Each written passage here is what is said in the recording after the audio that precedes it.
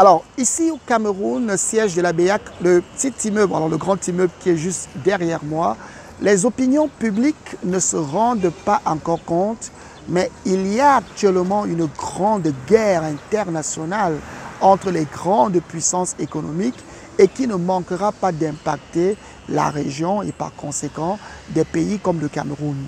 Ce qui se passe, c'est que les Américains sont en train de porter un coup aux exportations chinoises vers leur marché.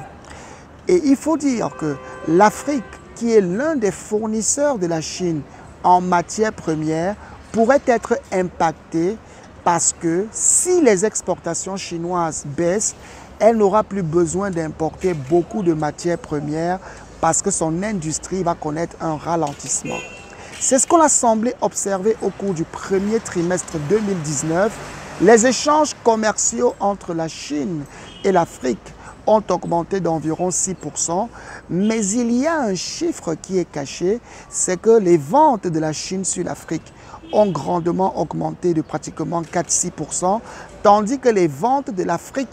vers la Chine, qui ne sont constituées que de matières premières, ont reculé. C'est peut-être là un signe que le coût que subit l'industrie chinoise sur la guerre avec les États-Unis est déjà en train d'impacter les économies africaines. Or, selon des avis bien outillés, les banques centrales ne pourront pas soutenir un deuxième choc si jamais ça arrivait, comme ce fut le cas en 2014.